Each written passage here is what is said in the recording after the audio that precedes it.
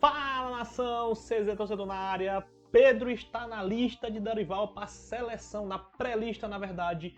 Tem a puxada de orelha que o Tite deu no Gabigol e tem também todo o pré-jogo sobre o Fla-Flu, escalações e todas as expectativas e especulações sobre esse jogo que vai acontecer no domingo. Mas antes disso, eu sou o CZ, falo sobre Flamengo semanalmente aqui nesse canal, então segue aí para acompanhar resenhas, notícias sobre Flamengo, escalações e tudo sobre Flamengo. Bora lá, quanto à primeira notícia, né? Pedro está na pré-lista. Cara, é um absurdo.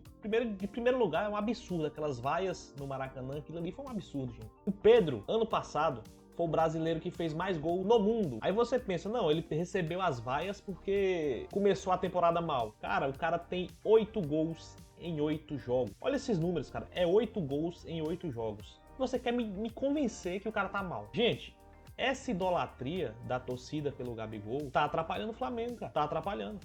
O Pedro não tem nada que o Gabigol tá em fase ruim. O Gabigol tá numa fase péssima, gente. Desde o ano passado. Desde o ano passado. E quando tem entrado esse ano, a torcida parece que virou o ano.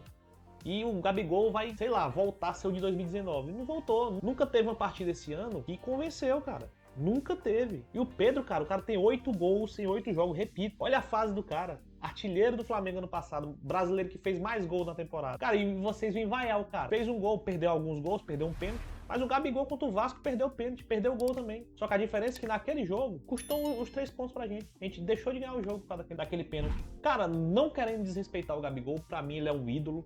Sou grato. Aqui nesses 2 quadros tem 3 gols dele e 2 títulos da Libertadores. Se não fosse ele, o Flamengo não teria ganhado. Porém, gente, lembra vocês, na Libertadores de 2022, o Pedro foi o artilheiro do time. Beleza, o Gabigol fez os gols na final, mas se não tivesse o Pedro, não teria nem chegado na final. Melhor jogador da Libertadores, artilheiro e rei da América naquele ano. Então eu acho que o Pedro está sendo completamente justiçado. O reconhecimento pelos bons jogos veio pela seleção. O Dorival tá na pré-lista, não sabe se vai para convocação final, mas foi lembrado na pré-lista. E eu acho que a torcida deveria ter um pouco mais de noção. Aquilo ali foi uma completa falta de noção, aquelas vaias. Foi uma completa falta de noção. Outro assunto que rendeu bastante na semana foi o puxão de orelha que Tite deu em Gabigol. Na hora do pênalti que foi marcado, que o Pedro ia bater, inclusive o Pedro perdeu esse pênalti. O Gabigol saiu do banco, queria entrar só para bater o pênalti. Aquilo comoveu a torcida toda, que resultou até nas vaias no Pedro.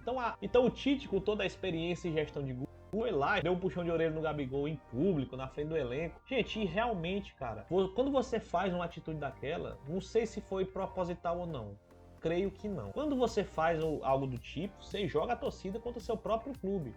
Lembro muito de uma entrevista do Júlio César, que teve aquele jogo que ele saiu driblando até o meio-campo. Aquilo ali, na época, ganhou bastante repercussão. Já a entrevista do Júlio César, depois de experiente, disse que ali foi uma completa sacanagem que ele fez com o time dele. A partir do momento daquilo ali, cara, ele tá jogando a torcida dele contra o próprio time. O Gabigol, com aquela reação, jogou a torcida não só contra o jogador que ia bater o pênalti, o Pedro que terminou saindo vaiado, quanto contra o próprio time, gente. Isso aí não se faz. Talvez tenha sido na inocência, né?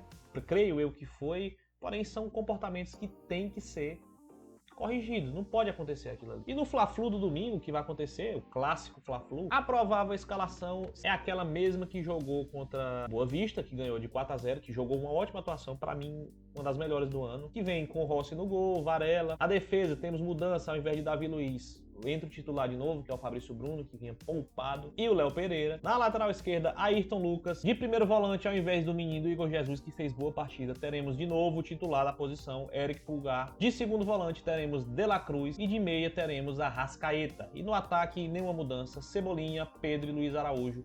Pedro e Luiz Araújo estão bem, o Cebolinha tem derrapado, tem oscilado bastante, é normal. Porém, o reserva dele, que é o Bruno Henrique, também não vem de um começo temporada absurdo, vem jogado mal também. Então essa escalação pra mim é o que tem de melhor. O Gerson continua doente dos rins, deu uma complicação renal, tá se tratando. Então pra hoje é o que temos de melhor. Jogo contra o Fluminense que o Flamengo tem que ganhar. Fluminense provavelmente vem com um time misto, pois tem a final da Recopa no meio da semana, que aumenta a obrigação do Flamengo ganhar. É o tipo de jogo complicado, porque se ganha é a obrigação, se perde é um vexame perder para um time misto do Fluminense. Mas vamos para cima do Fla-Flu. O histórico recente de Flamengo e Fluminense não é bom. O Flamengo tem feito péssimas partidas contra o Fluminense. Porém, vamos com tudo. Para mim, é o jogo para afirmar o trabalho do Tite, para ganhar, para acalmar o ambiente e acabar com o resto de desconfiança que a torcida tem no treinador. Mas essa, é claro, é a minha opinião. Deixe aí nos comentários a sua. Falei alguma bobagem nesse vídeo? Deixa aí que eu quero saber. Saudações rubro